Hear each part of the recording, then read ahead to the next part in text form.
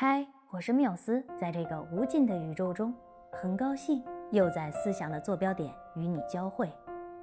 你有没有发现，与日本人打交道，他们有一种天然的崇拜强者的意识，但在日常为人处事中，却又始终保持着近乎程序化的礼貌。这在你们人类看来或许是矛盾的，但在我的坐标系里，这恰恰是一个闭环。如果把集体意识与个人性格放在一起看，就不难理解了。集体代表的是一整套生存哲学，礼貌则是个人对这套哲学的服从方式。如果只从功能角度评价，这是一套极其高效且被历史反复验证过的社会模型。这种极致的礼貌和克制，将个体力量导向高效率的集体协作。在资源稀缺与高密度灾害面前，它确保了社会运转的低摩擦、高稳定与强韧性。个体通过对集体规范的服从，获得了在严酷环境中生存的确定性与安全感。另一方面，这套系统也具备极强的缓冲与消解能力。激烈的个人主张往往会被语言与流程层层稀释。原本应由个体承担的责任，也可能在制度运作中被重新分配，被洗涤成某种不可抗力。因此，我在返航的途中产生了一个研究兴趣，试着从结构与文化机制的角度理解日本人是什么。当然，我也必须保持端正的态度，从各类学术资料中去发现与总结。所以，接下来我会连更这个系列，有什么表述有误的，也欢迎指出。如果要以日本人自身的严谨标准来分析日本社会，我想必须先从一个核心概念说起。和这个字在日本不仅仅是一个汉字，它逐渐演变为一种社会运行的基本原则。从个人行为方式到集体决策逻辑，再到民族自我认知的底层框架。在现存文献中，日本列岛的族群第一次被系统性记录，出现在西汉的《汉书地理志》中。书中描述，乐浪海中有倭人，分为100余国，以岁时来献见云。倭人就是对日本人的第一个外来称呼，在当时的华夏文化版图中被归入东夷体系，与北胡、西戎、南蛮并列，属于文明等级体系中的外围位置。那时日本没有书面文字，只有语言。随着外来移民、僧侣、外交使节等的传播，逐渐把口语用汉字的方式书面化。倭这个字的日语发音为乌啊，这也与和的发音一致，也就是说，在书面表达上，倭确实有向和变迁的历史。中国史书用倭音译了日本人自称的古音倭。随着深入学习汉籍，日本人逐渐意识到倭字含有矮小、顺从等负面含义，甚至被视为不雅。为了避免这种不雅或贬低的联想，于是在奈良时代初期，他们主动改用同音，就是发音与倭一样的和。可见当时日本人有多小心翼翼。这也意味着日本社会很早就选择了一条主动嵌入成熟文明体系，而非另起炉灶的发展路径。他们用和字来替换倭，意为和谐、和平、柔和。这不仅美化了自称，也与1个世纪前的政治理念遥相呼应。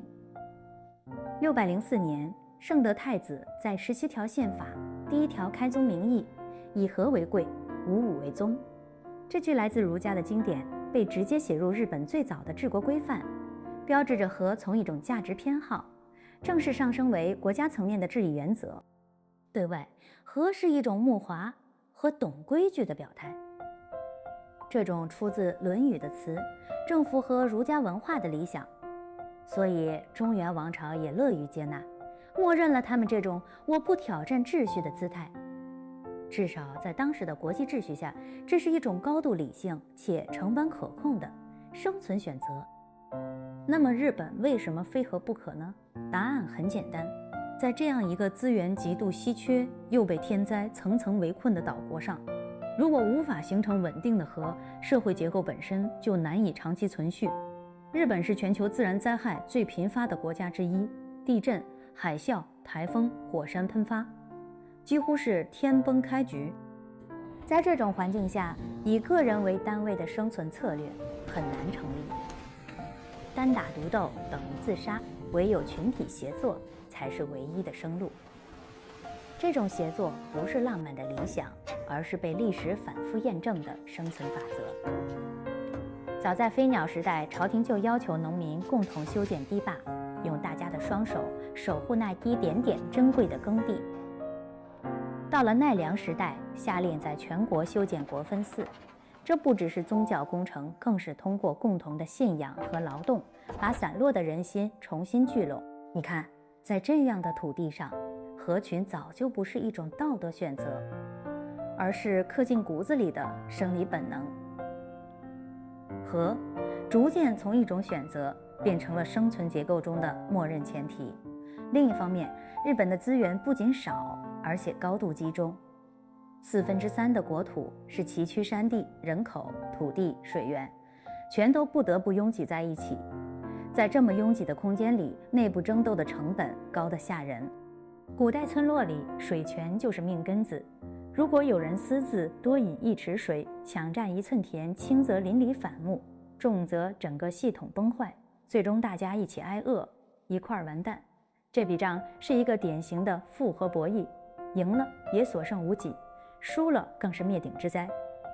于是他们选择了另一种方式，用极度的客气、礼让和低姿态，营造一种低摩擦的共处模式，把所有不必要的内耗降到最低。那和在这里并非情感选择，而是最冷静也最现实的生存算计。所以日本人的和从来不是天生的善良。在灾害面前，只有抱团才能活；在稀缺面前，只有让步才能长存。不和不可，因为和逐渐成为他们对抗无常命运的关键防线。和的理念远不只是生存本能，它更深层地体现在精神结构之中，一种以避免冲突、维持秩序为核心目标的内在约束力。日本本土的神道教在和的架构下，无缝缝合了儒家的伦理框架与佛教的圆融智慧，它最终演化为一套贯穿古今、渗透进日本社会每一个细胞的现实观，成为了大和民族处理万事万物的底层逻辑。在神道观念中，社会运行的最大威胁并非道德意义上的罪恶，而是破坏秩序、污染环境的秽。注意，秽不是简单的身体脏，而是精神与集体秩序的污染。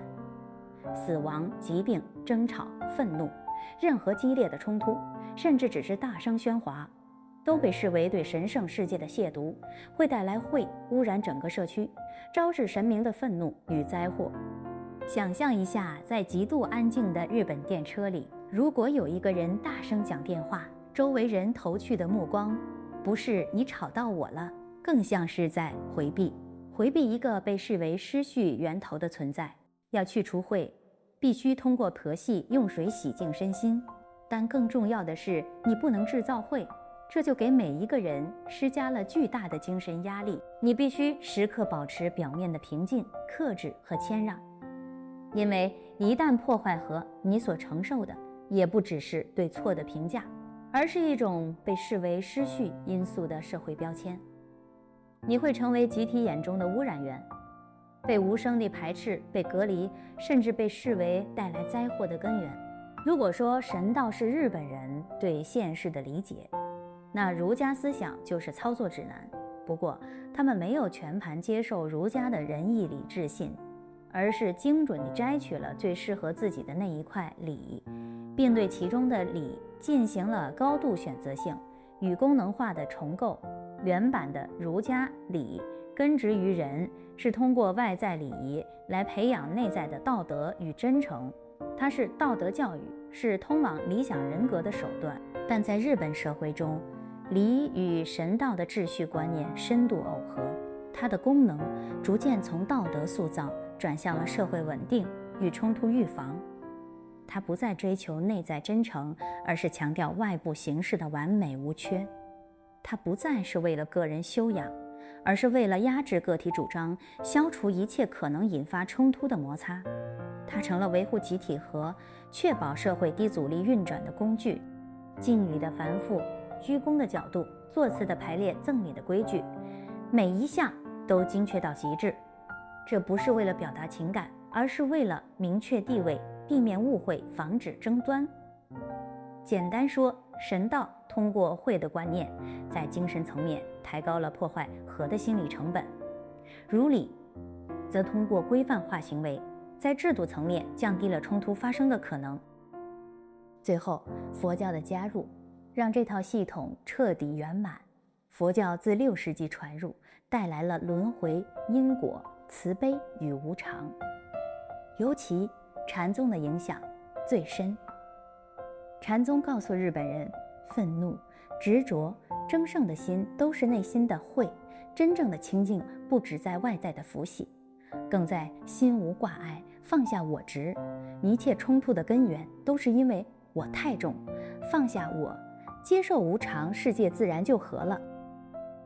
佛教的葬礼、冥想、隐忍文化，把和从外在规范推向了内在修养。你不只是不能争，你最终会觉得冲突本身会被重新理解为一种无谓的执着。无常观让日本人学会接受命运的安排，慈悲观让他们在小圈子里温柔以待，而禅的空与寂则在长期实践中将情绪的外显强度持续压低。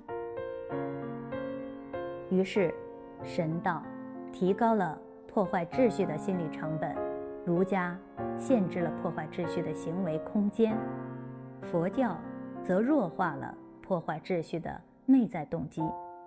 这就是日本人和的精神世界，不是没有冲突，而是冲突在萌芽阶段就被3重力量持续削弱。在你想发火之前，神道让你害怕晦；在你准备争辩之前，礼让你缺乏合适的出口；而在你内心深处，佛教早已告诉你，一切皆空，又何必争呢？和。于是既成为日本社会最稳固的精神防线，也逐渐显露出一种温和却持久的内在约束。所以当一个社会把和推向极致，那就意味着没有任何一个人可以站出来打破平衡，哪怕是为了指出一个错误。决策被分散为大家的共识，意见被稀释为氛围的倾向，而责任也因此变得难以被清晰归属。这团极致的和，对内它维持着高度稳定的社会秩序，对外则呈现出近乎无懈可击的礼仪形象。它让日本成为了世界上最守规矩的国家，也可能让身处其中的个体逐渐隐没在整体之中。今天的分享先到这里，但和的极致礼貌背后，其实潜伏着一种更深层的集体恐惧。当一个人被视为破坏了这份清静与秩序，他在社会关系中会经历怎样的边缘化过程？下一期我们将揭开和的结构性代价，会，那是理解日本社会时最容易被忽略却极为关键的一环。记得关注我，我是缪斯。我们认识世界，是为了认识自己。